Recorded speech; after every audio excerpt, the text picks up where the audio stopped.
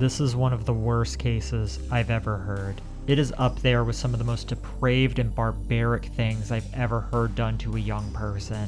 Over 100 of you have requested this case, over 100, so get ready, because this one's bad. On December 13th, 2019, 911 dispatchers received a disturbing phone call from a Dayton, Ohio father named Al Mudahan McLean regarding his son who was allegedly unresponsive. Rather than focusing on his son's condition, McLean spent most of the call lamenting that Dakota was allegedly disobedient and how difficult it was to be a parent. At one point during the call, when McLean was instructed to initiate CPR, he could be heard audibly retching and then complained, quote, "It smells real rotten inside of his stomach," end quote. Upon arrival at McLean's 1934 Kensington Drive home in Dayton, Ohio, paramedics found him waiting at the door, and his son, 10-year-old Dakota Collins, battered and bruised from head to toe, lying alone and unresponsive on the living room floor. Dayton Police Officer Evans also responded as paramedics tended to Dakota. To allow the medics to work without distraction, Officer Evans engaged McLean in conversation on the porch, during which McLean continued to rant and rave about his uncivilized and uncontrollable son. Although paramedics focused on attempts to resuscitate Dakota, the evidence of neglect and harm done to him were clearly present all over his body. When the paramedics indicated that Dakota had passed away and that there was nothing more that could be done to save him, McLean's response to the news of the death of his own son was, quote, "All right, I tried to get you guys here as fast as I could," end quote. Dakota was transported to the hospital for further examination. Upon arrival, Dr. Leiker, an expert in pediatrics specializing in CA, had an opportunity to externally examine his battered remains. Dr. Leiker noted hundreds of lacerations, abrasions, and bruises to Dakota's head, scalp, face, mouth, including the inside of it, his neck, his chest, his abdomen, arms, hands, legs, and feet, basically everywhere on his body. Patterned abrasions were noted on his chest as well as his abdomen and legs. Older scars were seen on his torso and extremities. Injuries, lacerations, and bruising were also visible externally in his private areas. According to Dr. Leiker, the extent and nature of the injuries were not consistent with accident or self-infliction. They were the result of severe physical harm on numerous occasions over a sustained period of time. Many of the injuries were in areas that are very difficult to bruise. Dr. Leiker noted that many of the injuries were located in areas often considered to be defensive locations, as they are the areas of the body, such as the back of the arms and posterior of the body, that are exposed when one tries to protect themselves from strikes. She also noticed evidence of prior rib fractures that were not visible in Dakota's medical records. Dr. Leiker also noted pruning on Dakota's hands, like one would note if they've been in water for too long. As disturbing as the external presentation of Dakota's injuries were, it was the internal examination performed by Deputy Coroner Dr. Brian Casto that told the true depth and extent of the harm inflicted on Dakota. The autopsy confirmed extensive injuries, abrasions, and contusions to the head, torso, and extremities. Evidence of fresh injuries as well as old injuries were both present on Dakota. With respect to Dakota's head, Dr. Casto found even more injuries as the bruising was hidden in his hair. External autopsy photos show bruising around Dakota's right forehead, right chin, inside the upper and lower lip, and in the left nasal opening. The internal examination explored the depth and gravity of those injuries. When Dakota's scalp was peeled back, deep bruising was observed in all areas of the head. External contusions and petechia, which are pin-sized red spots due to bleeding, were noted on Dakota's chest. An internal examination revealed internal bruising to his stomach. Dakota's backside also showed severe external and internal injuries. There was severe pulmonary edema, which is fluid in the lungs, and they concluded that it was related to prolonged submersion in water. Dr. Casto also observed fractures of numerous ribs. Dakota's digestive system was also examined, and what was found was shocking. His stomach had contents that were a tan-yellow puree-type consistency, which appeared identical in color and consistency to that of human waste. An external examination of Dakota's backside and the back of his legs showed healed scars and fresh bruising. Branding was also found on Dakota's back. Due to its location, it would have been nearly impossible for Dakota to have done this himself. However, the internal examination was most telling relating to the trauma of these injuries. The entirety of his backside, all the way to the bone, was bruised and swollen with a significant injury to his private areas.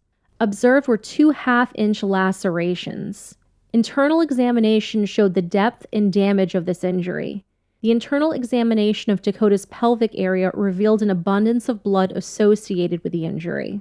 The most significant injury as it related to Dakota's death was not even visible externally. It was severe bruising to the back of the neck. Internal examination of this area revealed deep bruising through all the layers of neck muscle directly over the spine. Dr. Casto described this bruising as the type of injury typically only observed in catastrophic events, such as severe car accidents. Dr. Casto ruled the cause of death for 10-year-old Dakota Collins as blunt force trauma, combined with compressive asphyxia and water submersion, with the manner of death listed as homicide. While Dakota was examined, law enforcement remained at the Kensington address with his father, Almudahan McLean. Shortly after Dakota's remains were transported, McLean's partner Amanda Hines and her sister Jennifer Ebert returned to the residence with a 3-year-old who was later determined to be McLean's brother. Although McLean initially maintained that just he and Dakota lived at the Kensington residence, it was later confirmed that he, Hines, Ebert, Dakota, and the 3-year-old all lived there. When police arrived, they originally stayed on the ground level of the home. However, they were eventually given permission to search the entire residence. The ground floor was furnished, there was running water and food in the refrigerator. There appeared to be a security system as the TV in the living room showed live video of the outside. Family photos and photos of pets were hung on the walls throughout the home. However, there were absolutely no photos of Dakota. There was a bedroom that belonged to McLean and Hines, along with a mudroom that had been converted into a spare bedroom for Ebert. There was also a bedroom consistent with the needs of a 3-year-old with age-appropriate toys and clothing. But there was no room set up for Dakota, no age-appropriate toys, school books, or clothing for a 10-year-old. Nor was there a bedroom for Dakota set up in the basement, only a room for the dogs with crates and a dirty cement floor littered with excrement. In the living room, there was a door that led to the attic, an area that authorities soon learned to be where Dakota was being kept. As the detectives went up the stairs, they noticed an overwhelming smell of human waste. Due to there not being a light source in the attic, they had to use flashlights to further investigate. The attic was devoid of any personal effects aside from a broken chair. 2 legs from the broken chair were recovered downstairs, one stuck behind the television, and the other in a laundry basket outside the bathroom. There were no clothes, no books, no toys, only filth, excrement, and insects. Deep inside of the attic was another room secured with a lock. When the room was unlocked, detectives found a bloody tarp and a filthy lawn chair, which they discovered was Dakota's bedding when he was permitted to have it. Detectives also found a dismantled video camera that had been used by the 3 adults to watch Dakota, which, per Hines, had been disconnected by McLean after Dakota became unresponsive, but before he called 911. Dakota originally did have a bedroom in the home. However, he lost the room after McLean and Hines took custody of McLean's 3-year-old brother, and Dakota was sent to the attic. After leaving the Kensington residence, the investigation continued, including interviews of the residents, teachers, and other individuals, as well as review of the evidence gathered.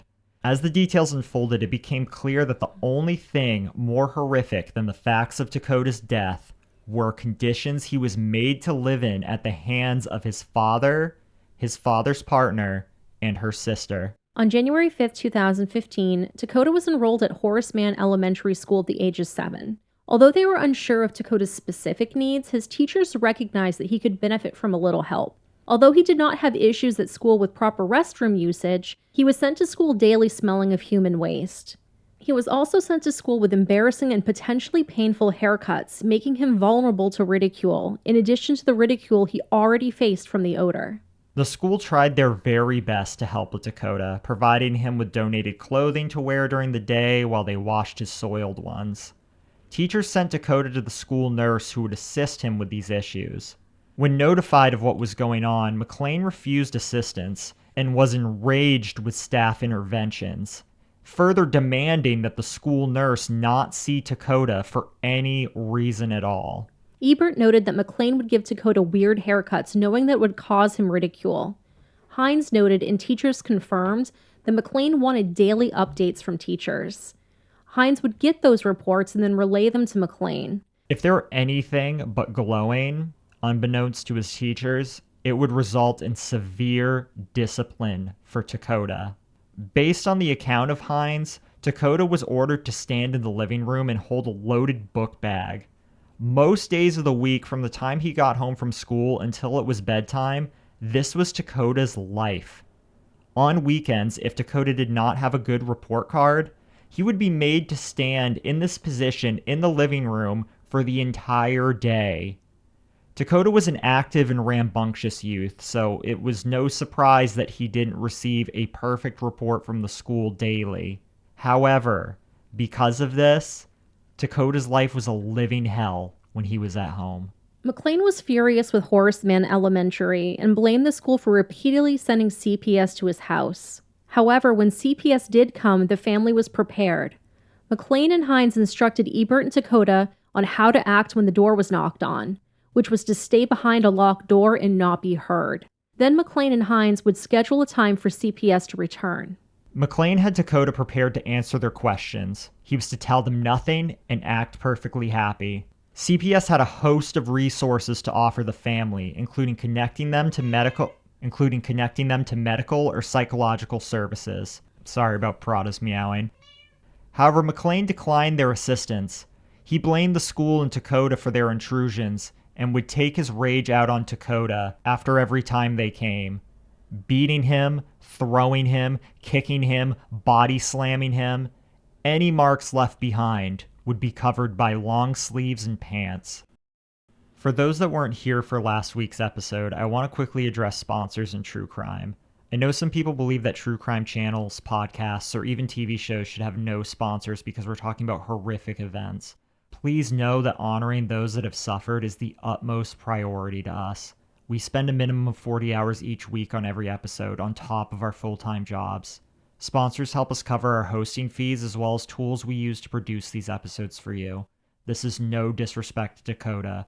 We want to keep bringing you the best content possible. With that said, I want to introduce the sponsor to this episode. We'll be back in a minute to continue Dakota's case. This episode has been brought to you by Ana Luisa, who's offering our listeners an exclusive 20% off their entire collection. Ana Luisa is a jewelry brand with a simple but clear-cut idea that high-quality jewelry shouldn't cost the planet. Their metals are recycled whenever possible, and their gemstones are ethically sourced. Best of all, Ana Luisa is 100% carbon and water neutral, including their packaging. Ana Luisa offers fair pricing, with jewelry starting just at $39. Each piece is released in limited batches every Friday and are put through rigorous stress tests so that way you can wear your jewelry with confidence. Metals used are always safe, nickel-free, and hypoallergenic. My favorite piece is the Lev silver heart necklace. It's simple yet classy, and it looks great with both a casual outfit or dressed up for a night out. And for me, I've been enjoying the mini huggy hoops and the Hanley earrings in silver. Go to shop.analuisa.com/misery. That's ANALUISA. Again, that's ANALUISA.com/misery and enjoy 20% off the entire Ana Luisa website today. Thanks, and back to the episode.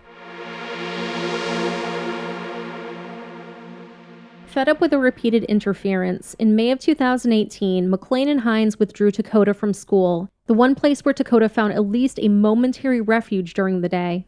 In order to keep the school out of their business, McLean and Hines wrote falsified educational plans, claiming that Hines, who represented herself as his stepmother, would be homeschooling Dakota. By then, Dakota was largely confined to the attic for the majority of every single day. Originally, Dakota had full reign of the entire attic. However, in November of 2018, he allegedly launched himself through a window, leaving McLean and Hines no other option but to take him to the hospital. At that time, there was not an allegation of CA on record, and social workers and doctors treated Dakota in the presence of McLean and Hines, who again represented herself as a mother figure to Dakota. During that visit, psychological counseling was recommended as part of an aftercare plan. However, the family did not follow through with making appointments. When social workers called McLean and Hines to assist in setting up that appointment, that help was declined too. During this time, McLean did call the juvenile court to inquire about services for juveniles under the age of 10. The court does in fact have a program to offer services to families struggling with mental health or behavioral issues. However, when McLean learned it was therapeutic help and would not result in Dakota being locked up, he declined that assistance too. After his visit to the hospital, Dakota was moved to the basement while McLean walled off the windows in the attic. When Dakota returned to his attic confinement, it was now a smaller area, deprived of external light. Afterwards, McLean and Hines made sure Dakota was locked up in the attic to avoid his escape. In the attic, Dakota was deprived of clothing, and by the time of his death, Ebert confirmed that all of his clothes had been thrown out. Yet despite this, if Dakota came down to use the restroom without his clothes, he would be subject to discipline. His father only allowed Dakota to use the restroom at night, after McLean's brother went to bed, and accused him of trying to show off his unclothed body to McLean's 3-year-old brother.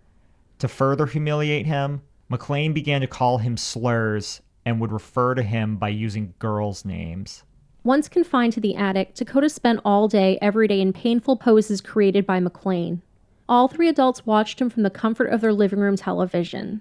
They had installed a camera to monitor him. If Dakota moved out of these horrific poses, Ebert or Hines would advise McLean of the movement so he could beat Dakota for disregarding the rules. An iPad recovered from the home had images of Dakota in these excruciating positions. He was made to stand with no clothes on, in a dark attic, bent over so that his hands were touching the floor. He was to hold this pose from when he woke till the early hours of the morning. But the details surrounding the harm of Dakota only got worse.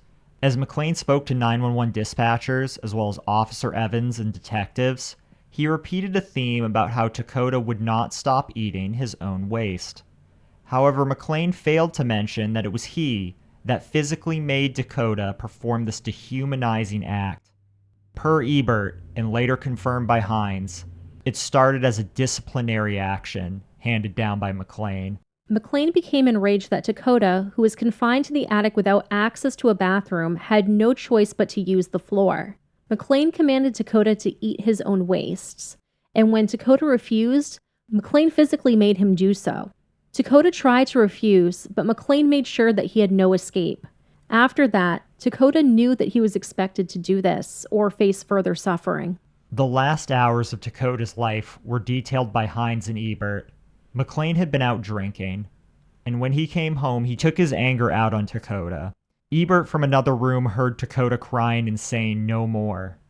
Hines dozed off on the couch and woke to McLean punching Dakota hard in his stomach, consistent with the internal bruising visible at autopsy. The next morning, before the 3-year-old woke up, Ebert called for Dakota to come down to use the restroom. Dakota was walking, but he was holding on to the walls. He would wobble and fall and then stand back up. McLean's response was to elbow Dakota hard in the back and order him back upstairs. Once back upstairs, McLean gave instructions to put away his folding chair and perform his discipline pose. Because Dakota did not move fast enough, McLean decided to take things further.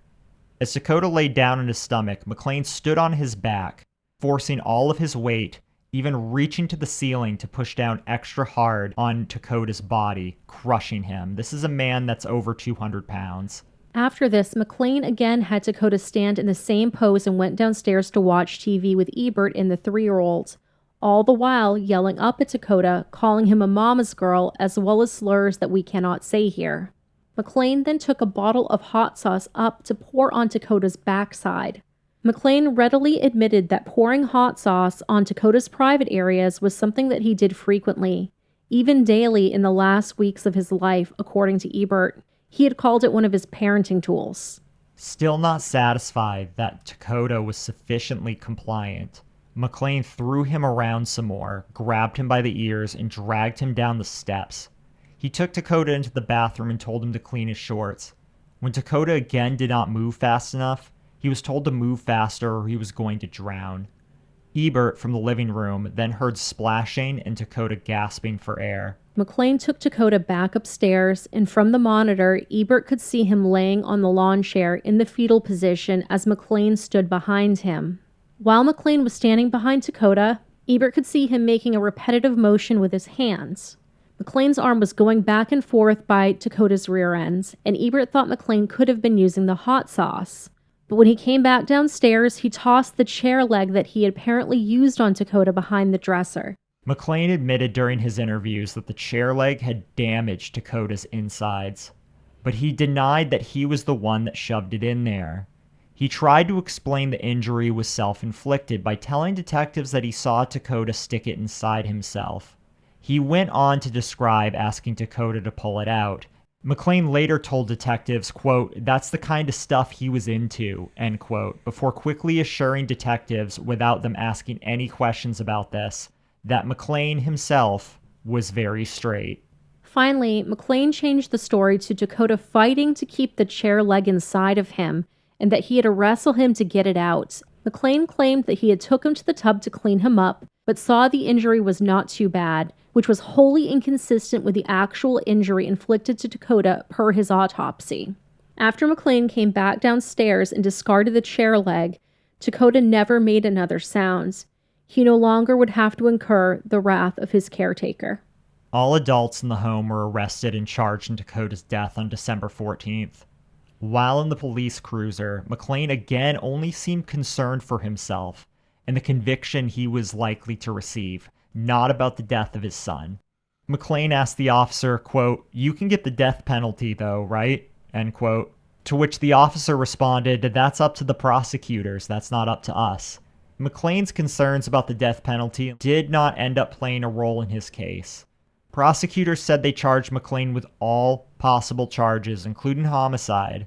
However, surprisingly, none of the charges carried death penalty specifications. Dakota's father, Almudahan McLean, pled guilty to murder, SA, and endangering the welfare of a minor. He was sentenced to 51 years to life in prison and will need to register as a Tier 3 offender. McLean's girlfriend, Amanda Hines, was then sentenced to 22 to 27.5 years in prison for her role in Dakota's death. Hines and her sister, Jennifer Ebert, pled guilty to involuntary manslaughter and multiple counts of endangering the welfare of a minor. Ebert was sentenced to 8 years in prison for her role.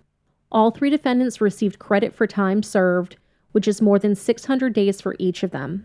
McLean will be in his 80s before he is eligible for parole. One might be asking, where was Dakota's mother when all of this was happening? Well, in 2008, his biological mother, Robin Collins, lost custody of him in a Dane County family court after harming him when he was still a baby, and went to jail on additional charges.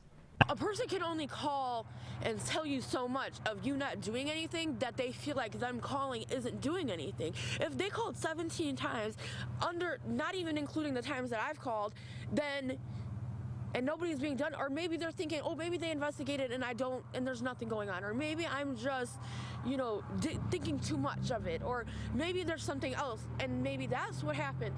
After spending some time in foster care, Dakota was eventually awarded to his father, McLean, with full custody in 2013.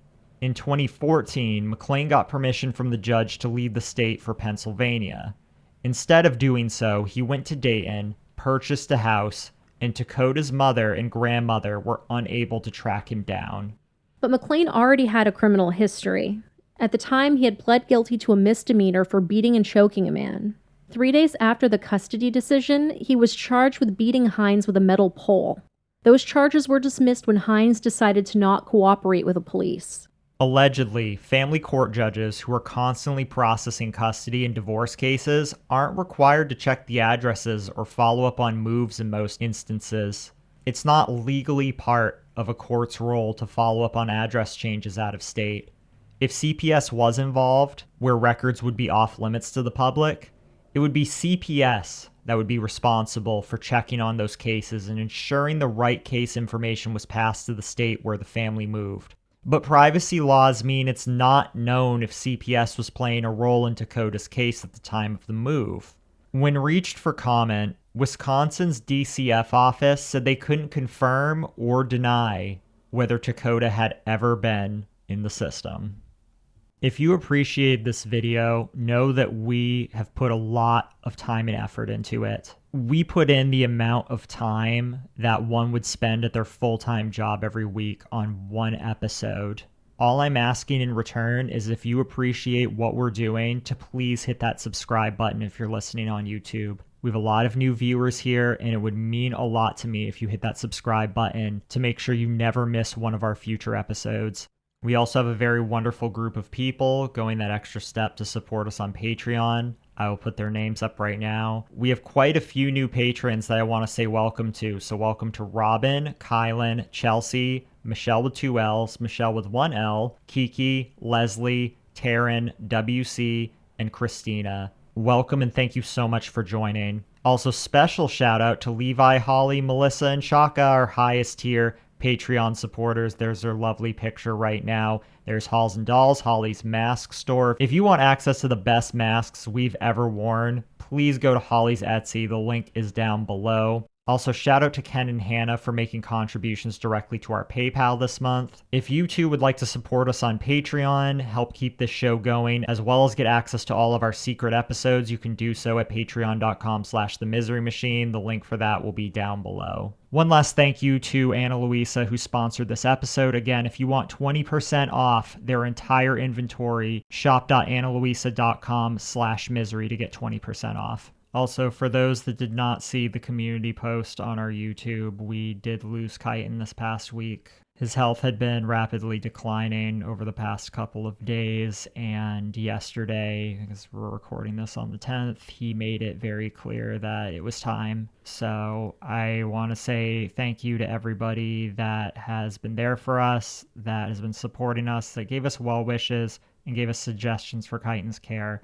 Yes, thank you so much. If he even had an idea just how many people out there were rooting for him, he would have loved you all. And I'm sure he does somewhere out there. Please enjoy these pictures of little Kyten in the prime of his life during this outro. The Kyten bye outro always felt like a victory every week because it symbolized another week that we could have Kyten with us when our vet told us that he wasn't going to make it to Thanksgiving of 2021. But this week will be the last weekend we have the Kyten bye outro. I don't know if anything will be replacing it, but it doesn't feel right doing it now that he is gone. Again, thank you all for the support, and thank you all for the condolences that you left on the community post. Until next week. We love you. We love you. Bye. Bye. I don't know if hers is still there or... Kyten? I don't know if hers is still there. Kyten? I don't know if her...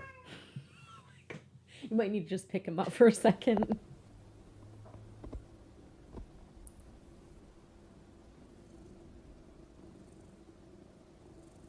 Kyten, why do you insist on doing this constantly? It's either this or stand on my desk.